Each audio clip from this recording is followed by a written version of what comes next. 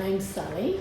I'm a carer, but I'm also a health and safety representative, and I've been here since October 1997. So it's my silver anniversary this year. I'm one of 5, I'm a twin, and people often say, oh my God, there's 2 of you. So no, he's a guy, he's a bloke, so you're okay. I've got 3 grandchildren who I would break a leg for. 2 sons and a daughter, husband. I love my friends with a passion. I don't have lots of friends, but those I've got I consider lifetime friends. I enjoy a glass of wine or 2. I enjoy cooking, although I don't do a lot of it, but when I do, I go all out.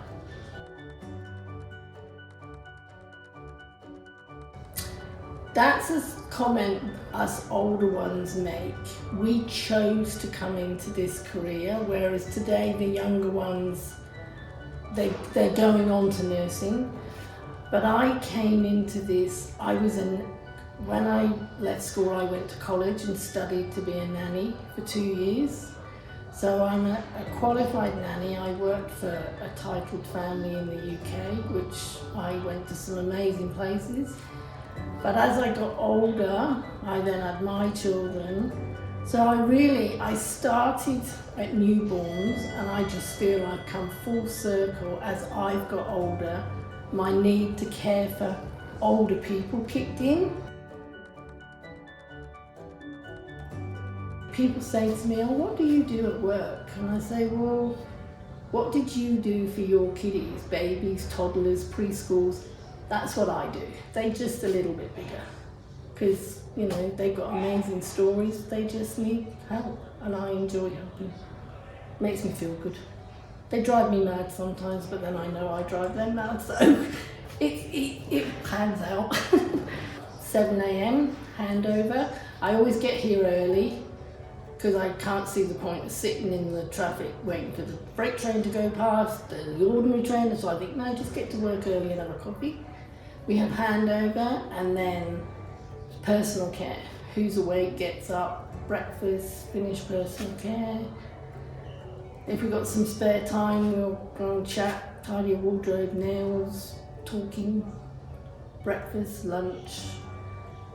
Just all day care, Just catering for their needs, you know. Someone will say, oh, they'll ring the bell sometimes.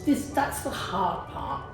Somebody could ring sometimes, say if they rang 10 in the morning. Can you just come and sit and talk to me? And it's heartbreaking because I'm really sorry, but I've got somebody in the shower and I will come back. And there's days when I think, I know I'm not going to come back because I haven't got time.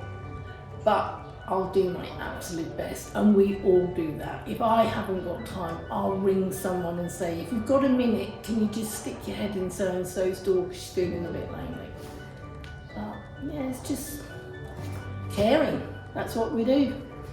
Till 3 o'clock, and then we go home, care for the family, and then the next day we come back and we do it again. COVID's got in the way a little bit, but you know what? There's days when they need a cuddle and they get a cuddle. Social distancing, I've got my mask on, I clean my hands, and when someone says I need a hug, they get a big bear hug, and no one's going to stop me. So I love it. I say, we all have bad days. But I don't know, there's just something, camaraderie. We might have the odd moan about each other on a bad day, like you do at home, but at the end of the day, I truly believe we all have each other's backs. When I listen to friends who work in other nursing homes and aged care facilities, I just think, thank God I'm where I am, because when all's said and done, if I desperately needed to see Sarah Blunt, for example, I know I could see her. But likewise, that applies to everybody. I think, when people hear how long we've been here, and one of the night nurses has been here 30-something years, But personally, I think that encourages people to stay. They just think, well, it's got to be good. If people are staying that long, I've got to give it a chance. It has to be good. But at the end of the day, we have such nice compliments. The good compliments are so heartwarming, and you just go home and think, I made a difference today. When I first came, there would have been 21, I'm not sure how many beds, 60, 70, I'm not, because we had 2 independent hostel buildings, which are now where the villas are, Charles Savage and Fudge. So our hostel residents lived here.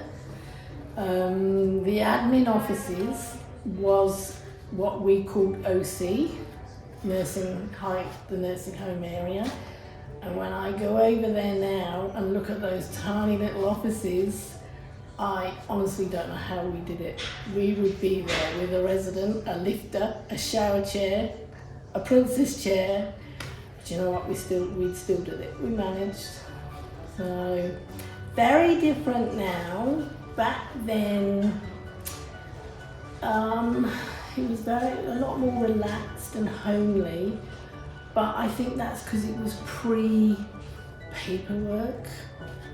You know, your standards and all these things, and then the big wigs brought in all this paperwork for everybody to do, and things changed drastically.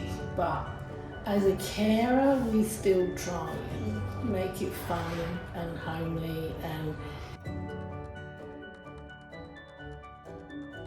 I remember once I cut the phone line to the old hostel here because there was a koala in the tree and it had the phone line cut round it. I mean, for the health and safety rep to be admitting this, I did get in trouble, but the wildlife people arrived and said, no, we'd have done exactly the same.